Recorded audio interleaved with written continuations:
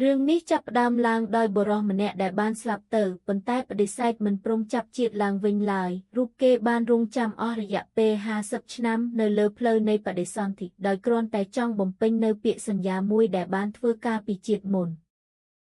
នៅក្នុងបច្ចុប្បន្នមាននារីម្នាក់ឈ្មោះសៀវយីឆេវីវដែលបានចាប់ជាតិជាមនុស្សសាជាថ្មីហើយភ្លេចអស់នៅការណាត់ជួបកាលពីជាតិមុននាងបានរៀបការជាមួយគ្រូបង្រៀនម្នាក់ទោះជាយ៉ាងណាក៏ដោយនិស្ស័យកម្មបានចាត់ចែងឲ្យនាងត្រឡប់ទៅរកអតីតកាលវិញនៅពេលនាងនិងស្វាមីរកផ្ទះជួលសៀវយីត្រូវបានតាក់ទាញដោយដើមជីងកូយេងយ៉ូដ៏ធំមួយនៅមុខផ្ទះនាងមានអារម្មណ៍ថាដូចជាធ្លាប់មកទីនេះពីមុនមកហើយទីនេះបានផ្ដល់អារម្មណ៍ដូចជាផ្ទះស្វាមីរបស់នាងក៏សម្រេចចិត្តជួលផ្ទះនោះភ្លាមផ្ទះនេះគឺជាកន្លែងដែលនាងនិងបុរសនោះបានណាត់ជួបគ្នាកាលពីជាតិមុនមិនយូរប៉ុន្មានឧនម៉ានស្វាមីរបស់នាងត្រូវត្រឡប់ទៅទីក្រុងវិញដើម្បីបង្រៀនដោយត្រូវរងចាំ2 ខែទៀតទើបត្រឡប់មកវិញពួកគេបានផ្លាស់ប្ដូរលិខិតដើម្បីបង្ហាញក្តីស្រឡាញ់និងនឹករឹកចំពោះគ្នានៅពេលដែលស្វាមីជិតត្រឡប់មកវិញសៀវយីបានរៀបចំតែរួចជាស្រេចនៅក្នុងផ្ទះតែនៅពេលនាងងាកមើលទៅដើមជីងកូនាងបានឃើញស្រមោលខ្មៅមួយលេចឡើងនៅក្រោមដើមឈើដំបូងឡើយនាងគិតថាជាស្វាមីលេងសើចនាងភ័យខ្លាចហើយក៏បានចាប់កាំបិតតូចមួយដើម្បីការពារខ្លួនស្រមោលខ្មៅនោះបានថយទៅវិញយ៉ាងស្ងៀមស្ងាត់ពេលឃើញថាស្រមោលនោះគ្មានបំណងអាក្រក់សៀវយីក៏ដាក់កាំបិតចុះហើយយកតែទៅក្រោមដើមឈើស្រមោលនោះបានលេចចេញជារូបព្រះសង្ឃមួយអង្គសៀវយីបានអញ្ជើញលោកឲ្យអង្គុយផឹកតែព្រះសង្ឃបានសួរថាតើនាងកំពុងរង់ចាំនរណាម្នាក់ឬសៀវយីឆ្លើយថានាងកំពុងរង់ចាំស្វាមីព្រះសង្ឃក៏វិញថាលោកក៏កំពុងរង់ចាំនរណាម្នាក់នៅទីនេះអស់រយៈពេល50ឆ្នាំមកហើយបានសួរថាហេតុអីមិនមែនជាអ្នកសៀវយីមិនភ័យខ្លាចឡើយផ្ទុយទៅវិញនាងចាប់អារម្មណ៍ចង់ដឹងថាតើនរណាទៅដែលធ្វើឲ្យព្រះសង្ឃនេះរង់ចាំអស់50ឆ្នាំរឿងរ៉ាវកាលពីអតីតជាតិក៏ចាប់ផ្ដើមលាតត្រដាងបុរសឈ្មោះអាម៉េងអេមិនកាលពីក្មេងឪពុកម្ដាយរបស់គេត្រូវបានគ្រួសារសត្រូវសម្លាប់បងប្រុសរបស់អាម៉េងបានសងសឹកប៉ុន្តែបានទុកជីវិតក្មេងម្នាក់ដែលអាយុប្រហែលនឹងអាម៉េងបងប្រុសរបស់អាម៉េងបានបង្កើតក្រុមភ្លន់អ្នកមានជួយអ្នកក្រហើយបានយកចិត្តទុកដាក់ចំពោះអាម៉េងដោយមិនឲ្យគេពាក់ព័ន្ធនឹងការសងសឹកឬអំពើហិង្សាឡើយផ្ទុយទៅវិញបានជួលគ្រូបង្រៀនឲ្យអាម៉េងរៀនសូត្រអាម៉េងក៏បានធំពេញវ័យក្លាយជាកំឡោះសង្ហាហើយរស់នៅយ៉ាងមានសេរីភាពក្នុងភូមិបងប្រុសរបស់អាម៉េងមានទម្លាប់មួយគឺរៀងរាល់ថ្ងៃទី3 ខែ 3 នៃឆ្នាំគេតែងតែធ្វើដំណើរចុះពីភ្នំតាមផ្លូវសម្ងាត់មួយដោយស្លៀកពាក់ជាអ្នកជំនួញដើម្បីទៅលេងផ្កានិងផឹកស្រារហូតដល់ពាក់កណ្ដាលយប់ទើបត្រឡប់មកវិញអាម៉េងមិនដែលចូលរួមឡើយថ្ងៃទី3 ខែ 3 ឆ្នាំនោះអាម៉េងបានជិះសេះចូលព្រៃបរបាញ់គេបានឮសំឡេងខ្លុយដ៏ពីរោះមួយហើយក៏ជិះសេះទៅតាមរកគេបានឃើញនារីស្លៀកពាក់ក្រហមម្នាក់ឈ្មោះជីវឺកំពុងអង្គុយលេងខ្លុយនៅលើមាត់ច្រាំងថ្មអាម៉េងបានលង់ស្នេហ៍នាងភ្លាមហើយក៏ចាប់នាងយកទៅផ្ទះដំបងឡើយជីវរបានត្វាដោយមិនព្រមបរិភោគអ្វីទាំងអស់តែយូរទៅនាងក៏ព្រមទទួលជោគវាសនាប៉ុន្តែនាងនៅតែត្រជាក់មុខនិងមិននិយាយស្ដីនាងតែងតែអង្គុយប៉ាក់ផ្កាឌូជាងអាហ្សេលីនៅក្នុងផ្ទះពេលខ្លះជីវក៏ដើរលេងនៅខាងក្រៅភូមិហើយតែងតែឈរមើលទៅលើកំពូលភ្នំរហូតដល់ថ្ងៃលិចអាម៉េងមិនដឹងថានាងគិតអ្វីទេតែគេនៅតែសម្លឹងមើលនាងដោយក្តីស្រឡាញ់ហើយបដិញ្ញាចិត្តថានឹងរៀបការជាមួយនាងបងប្រុសរបស់អាម៉េងបានព្យាយាមរកព័ត៌មានអំពីជីវប៉ុន្តែរកមិនឃើញឡើយតែដោយឃើញក្តីស្រឡាញ់ដ៏ជ្រាលជ្រៅរបស់អាម៉េងចំពោះជីវបងប្រុសក៏បានយល់ព្រមឲ្យពួកគេរៀបការក្នុងថ្ងៃរៀបការអាម៉េងរីករាយណាស់ប៉ុន្តែជីវនៅតែត្រជាក់មុខអាម៉េងជឿជាក់ថាក្តីស្រឡាញ់នឹងការខិតខំរបស់គេនឹងធ្វើឲ្យជីវញឹមហើយគេនឹងក្លាយជាបុរសដែលមានសុភមង្គលបំផុតនៅលើលោកអាម៉េងបានឲ្យគេរកផ្កាឌូជាងមកដាក់ពេញផ្ទះជីវដើម្បីឲ្យនាងមានផ្កាឌូជាងរីកគ្រប់ពេលថ្ងៃមួយជីវបានចាក់តែឲ្យអាម៉េងហើយនិយាយពាក្យដំបូងថាតែត្រជាក់ហើយខ្ញុំនឹងចាក់ឲ្យអ្នកសាជាថ្មីក៏ពាក្យនេះបានធ្វើឲ្យអាម៉េងមានក្តីសង្ឃឹមយ៉ាងខ្លាំងអាម៉េងបានគូររូបជីវរលីងរលងទឹកភ្នែកតែនៅតែនិយាយពាក្យដែរថាតែត្រជាក់ហើយខ្ញុំនឹងចាក់ឲ្យអ្នកសាជាថ្មីក៏ក្រោយមកបងប្រុសរបស់អាម៉េងបាននាំសេះស្មួយក្បាលមកឲ្យពេលអាម៉េងជិះសេះជាមួយជីវនាងបាននឹកឃើញរឿងកាលពីក្មេងដែលនាងនិងបងប្រុសត្រូវបានសត្វព្រៃដេញតាមហើយមានសេះស្មួយក្បាលបានជួយសង្គ្រោះពួកគេព្រមទាំងមាននរណាម្នាក់និយាយថាកុំខ្លាចអីខ្ញុំនឹងការពារពាក្យសម្ដីរបស់អាម៉េងដែលនិយាយថាកុំខ្លាចអីខ្ញុំនឹងការពារអ្នកបានធ្វើឲ្យនាងរលីងរលងទឹកភ្នែកហើយនៅពេលនោះនាងក៏ត្រូវបានអាម៉េងតាក់ទាញបេះដូងទាំងស្រុងពេលត្រឡប់មកផ្ទះវិញនាងក៏បានបង្ហាញក្តីស្រឡាញ់ចំពោះអាម៉េងជាលើកដំបូងនៅព្រឹកបន្ទាប់ជីវបានត្រឡប់មកជាត្រជាក់មុខវិញអាម៉េងមានការងឿងឆ្ងល់និងឈឺចាប់យ៉ាងខ្លាំងគេបានសួរនាងថាហេតុអ្វីនាងធ្វើទារុណកម្មគេបែបនេះតើការខិតខំទាំងអស់របស់គេមិនអាចលុបលាងកំហុសរបស់គេបានទេ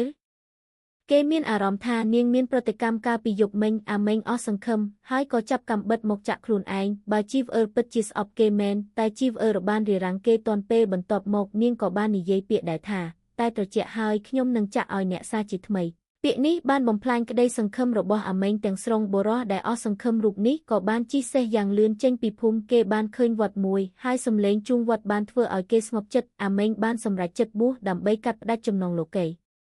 បងប្រុសរបស់អាមេងបានដឹងហើយក៏មិនបានរារាំងឡើយដោយនិយាយថាតាំងពីក្មេងមកអ្នកចូលចិត្តអ្វីខ្ញុំតែងតែបំពេញតាមបំណងរបស់អ្នកដូច្នេះលើកនេះក៏ដូចគ្នាទោះអ្នកបួសជាព្រះសង្ឃឬក្លាយជាខ្មោចក៏ដោយក៏អ្នកនៅតែជាប្អូនរបស់ខ្ញុំជានិច្ចរឿងនេះគ្មាននរណាអាចផ្លាស់ប្ដូរបានឡើយទោះទៅដល់ឋាននរកក៏ខ្ញុំត្រូវតែប្រកាសថាអ្នករស់នៅបានល្អដែរអាមេងក៏បានក្លាយជាព្រះសង្ឃរស់នៅដោយស្ងប់ស្ងាត់ថ្ងៃមួយជីវអឺក៏បានមកដល់វត្តប៉ុន្តែអាមេងបានបដិសេធមិនព្រមជួបនាងឡើយដោយសារតែនាងបានធ្វើឲ្យគេឈឺចាប់យ៉ាងខ្លាំងតែជីវអឺមិនបានចាក់ចេញទៅណាឡើយនាងបានស្នាក់នៅក្នុងខ្ទមចាស់មួយនៅខាងក្រៅវត្តរៀងរាល់ថ្ងៃនាងតែងតែយកតែនឹងបាយមកប្រគេនអាមេងប៉ុន្តែអាមេងនៅតែមិនអើពើឡើយនាងនៅតែបន្តធ្វើបែបនេះទោះបីជាស្លឹកជីងគោធ្លាក់ទៅលើអាហារដែលត្រជាក់ហើយក៏ដោយថ្ងៃមួយអាមេងដែលទ្រាំលែងបានក៏បានទះចានតែឲ្យខ្ទេចជីវអឺរបានរើបំណែកចានតែទាំងស្ងៀមស្ងាត់រហូតដល់ដៃរបស់នាងរើរបួសហូរឈាមអាមេងក៏បានហែកសម្លៀកបំពាក់របស់គេដើម្បីបង់របួសឲ្យនាងជីវអឺមិនបាននិយាយអ្វីឡើយតែក្នុងចិត្តរបស់នាងមានពាក្យរាប់លានដែលមិនអាចនិយាយចេញបានចាប់ពីថ្ងៃនោះមកអ្វីក៏បានផ្លាស់ប្ដូរអាមេងលែងបដិសេធអាហារនិងតែរបស់ជីវអឺហើយជីវអឺក៏នៅតែបន្តមើលថែអាមេងទោះជានាងមិនសូវនិយាយស្ដីក៏ដោយតែអាមេងបានឃើញស្នាមញឹមរបស់នាងជាលើកដំបូងពួកគេបានបោះសម្អាតស្លឹកជីងគោនៅទីធ្លាជាមួយគ្នាហើយផឹកតែនៅទៅថ្មអាមេងនិយាយថានោះគឺជាពេលវេលាដ៏រីករាយបំផុតក្នុងជីវិតរបស់គេ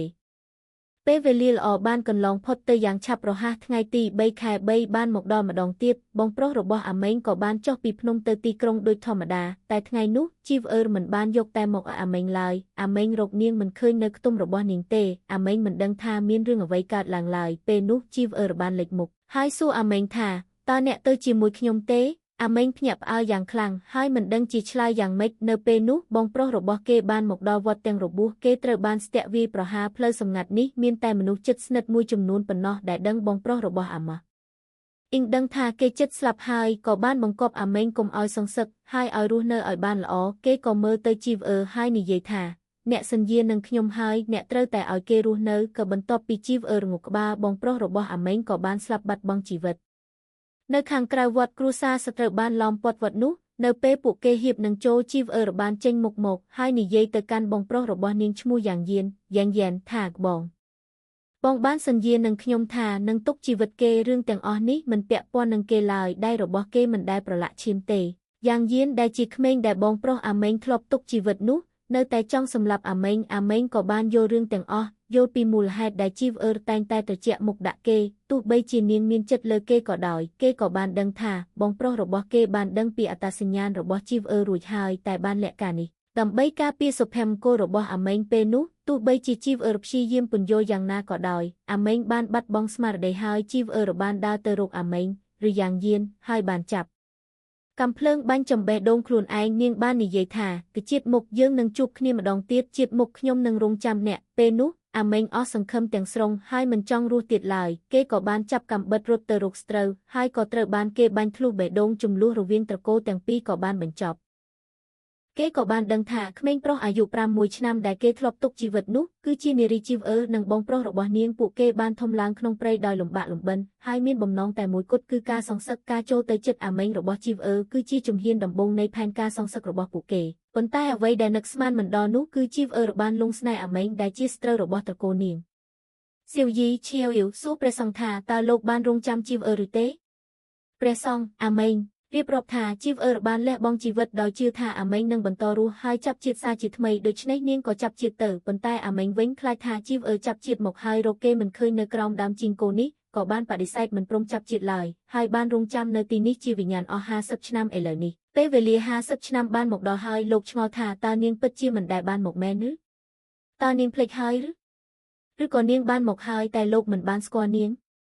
អាមេងតែងតែជឿថាជីវអឺនឹងមកហើយទោះនាងទៅជាយ៉ាងណាក៏ដោយគេនឹងស្គាល់នាងភ្លាមគេគិតថាពួកគេអាចបន្តនិស្ស័យស្នេហ៍កាលពីជាតិមុនដើម្បីឲ្យនាងមានសុភមង្គលប៉ុន្តែគេមិនបានគិតថាប្រហែលជាជាតិបច្ចុប្បន្ននាងកំពុងរស់នៅយ៉ាងមានសុភមង្គលហើយអ្វីដែលគេចង់ផ្ដល់ឲ្យនាងមានទាំងអស់ហើយតាមពិតគេគ្រាន់តែចង់ឲ្យនាងមានសុភមង្គលប៉ុណ្ណោះបើទោះជាសុភមង្គលនោះមិនមែនបានមកពីគេក៏ដោយដូច្នេះការរងចាំនាងទៀតលែងសំខាន់ទៀតហើយ